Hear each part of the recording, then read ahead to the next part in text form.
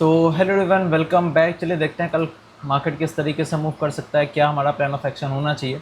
सबसे पहले अगर आप लाइव नहीं ज्वाइन कर रहे हो तो आप बहुत कुछ मिस कर रहे हो। आज देखोगे हमने लाइव किया था यूट्यूब पे, जिसमें हमने टोटल 5 ट्रेड के आसपास किए थे शायद, ठीक है, 5 स्कैल्पिंग किए थे हमने, जिसमें से कितना है या इसमें देखोगे तो 25% के आसपास हमने प्रॉफिट बुक किया था। ये पहला स्कैल्पिंग था 12:30 के आसपास। ये दूसरा स्कैल्पिंग था, इसमें हमने तकरीबन 13% के आसपास बुक किया था। एक ट्रेड हमने इस लेवल पे कहीं पे लिया था जो कि ऊपर जाकर रिवर्स हुआ, तो हमने इसको 3 या 4% के आसपास कॉस्ट टू कॉस्ट निकाल दिया था। उसके बाद इस ट्रेड में एक हमारा एस हिट हुआ, इसमें 10% के आसपास हमारा नुकसान हुआ, 9.7% के आसपास। और इस ट्रेड में हमने दोबारा से 25% के आसपास बुक किया। तो टोटल हमने 4-5 ट्रेड के आसपास किया था, जो कि बहुत अच्छा हमारा दिन गया ओवरऑल। फिर हमने 3 PM के आसपास भी ट्रेड किया था, जिसमें हमने 40% के आसपास कॉल और पुट दोनों साइड ही मूव पकड़ने की कोशिश की, ठीक है। तो अगर आपने लाइव नहीं ज्वाइन किया था तो आपने काफ़ी कुछ मिस किया है। अगली बार से आप लाइव ज्वाइन कर सकते हो। मैं ट्राई करूँगा कि मैं सुबह ही लाइव आ जाऊँ 9:15 के ही आसपास। सो चलो एनालिसिस शुरू करते हैं कल के लिए। अगर एनालिसिस में बात करूं तो फिलहाल जो करंट में प्राइस एक्शन दिख रहा है, मार्केट के पास ब्रेकआउट अगर मार्केट को करना था तो आज के दिन मार्केट के पास बहुत अच्छा टाइम था कि आज मार्केट फ्लैट या स्लाइटली गैप डाउन फ्लैट या स्लाइटली गैप अप खुले इसी रेंज में और इस लेवल से ही ब्रेकआउट कर दे। लेकिन देखोगे तो मार्केट आज डायरेक्टली गैप डाउन खुला, तो जैसे ही गैप डाउन खुला तो ये चीज़ तो यहाँ पे जायज़ थी कि आज के दिन एक्सट्रीम डीके होगा। मैंने अपने टेलीग्राम पे मैसेज भी किया था कि आज के दिन आपको एक्सट्रीमली डीके देखने को मिल सकता है मार्केट में। और इनसाइड कैंडल बनने का तो खैर यहाँ पे चांसेस थे, क्योंकि नीचे की तरफ गैप था और 24,000 एक स्ट्रॉन्ग कोई भी राउंड नंबर अपने आप में ही सपोर्ट और रेजिस्टेंस की तरह काम करता है। तो 24,000 का जो राउंड नंबर था ये भी स्ट्रॉन्ग सपोर्ट की तरह काम करने वाला था, ठीक है। और लाइव में हमने और भी अच्छे से प्राइस एक्शन को समझा था कि 24,100 पे अच्छा खासा OI एंड ऑल था, उसकी वजह से भी हम ज़्यादा मूव नहीं करने वाले हैं आज का दिन। सो लाइव ज्वाइन कर सकते हो। ओवरऑल देखोगे तो हम इस बड़े कैंडल के अंदर ही देखोगे तो 4 दिन से ओवरऑल ट्रेड कर चुके हैं, ठीक है।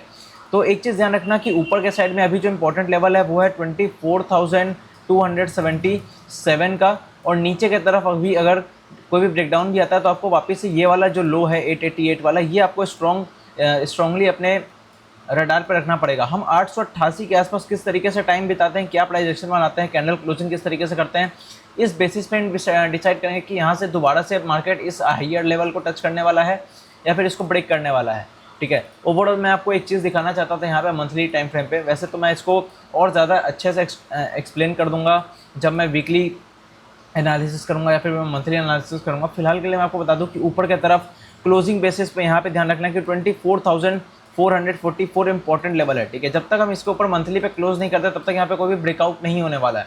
और नीचे की तरफ क्लोजिंग बेसिस पे 23,555, ये एक इंपॉर्टेंट लेवल है। इस बीच में हम यहाँ पे फंसे हुए हैं, तो जो भी ऑप्शन सेल करके बैठा होगा उसको पैसा मिल रहा है, ठीक है। इस बीच में अगर आप ऑप्शन बाइंग करते हो, मान लो 2-3 दिन के लिए, 2-3 दिन के व्यू से भी, तो भी आपको स्ट्रिक्टली स्टॉप लॉस को ट्रेल करना पड़ेगा और जो भी मोमेंटम मिले उस मोमेंटम को लेकर निकलो, क्योंकि ज़्यादा टारगेट के लिए अगर आप होल्ड करोगे तो फिर ज़्यादा यहाँ पे कुछ मिलने वाला है नहीं, ठीक है। अब यहाँ पे हम लोग बात कर लेते हैं कि कल किस तरीके से हम प्लान कर सकते हैं। देखो ये वाला जो हमारा आज का हाई है ये काफ़ी इंपॉर्टेंट हाई है। क्यों? क्योंकि ये जो सेलिंग आई है ना, ये रियल पैसे से मतलब स्ट्रॉन्ग सेलिंग है इसमें। ये ऐसा नहीं है कि यहाँ पे किसी ने बाई किया था तो वो यहाँ पे प्रॉफिट बुक किया इसीलिए ये सेलिंग आई थी, नहीं, ये रियल सेलिंग थी, क्योंकि इस सेलिंग में स्ट्रॉन्गनेस है, इसमें वॉल्यूम भी था। उसके बाद जो प्रीमियम्स ने इस सेलिंग पे और इस बाइंग पे रिएक्ट किया ना, उस हिसाब से एक चीज़ समझ में आती है कि ये वाला जो सेलिंग है इसमें सेलर्स काफ़ी ज़्यादा एग्रेसिव है। तो जब तक हम आज के हाई के आसपास आके यहाँ पे कंसोलिडेट करने के बाद कोई ब्रेकआउट नहीं देते तब तक यहाँ पे कोई भी क्लियर कट अपसेट का मूव मिलेगा नहीं। ओवरऑल जिसने भी 24,100, 24,200, 24,300 के आसपास का कॉल और कॉल शॉर्ट करके रखा हुआ है उसको कोई भी प्रॉब्लम नहीं होगा, क्योंकि प्रीमियम उसको पूरा डीके देखने को मिलने वाला है।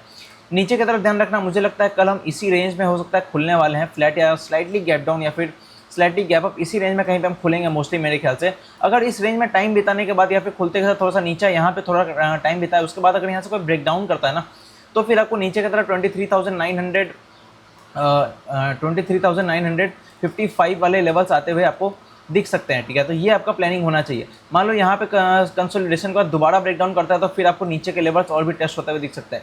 ओवरऑल नीचे की तरफ आपको 888 का जो स्ट्रॉन्ग लेवल है वो आपको डेली चार्ट पे क्लोजिंग बेसिस पे नज़र रखना है कि 23,888 के आसपास हम आके किस तरीके से टाइम बिताते हैं, क्या प्राइस एक्शन बनाते हैं, उसी बेसिस पे हमको दूसरा ट्रेड मिलेगा।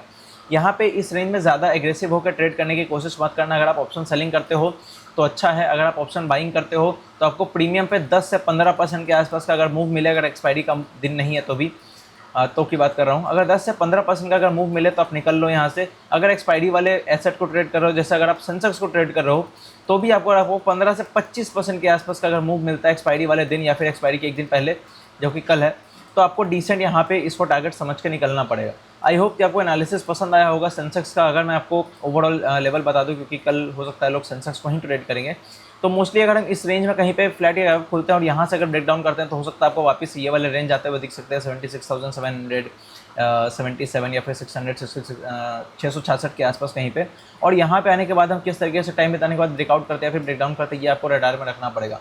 ओवरऑल ऑप्शन के चार्ट पर अगर 20% ±5% पकड़ लो, इतना अगर मिलता है तो लेके निकल लेना, इससे ज़्यादा होल्ड करने की ज़रूरत नहीं है। बाकी हम लोग कल लाइव में मिलते हैं। टिल देन टाटा से bye bye, love you all. Analysis अच्छा लगा तो इसको नोट करके रखना, काफ़ी कुछ सीखने को मिलेगा, ठीक है।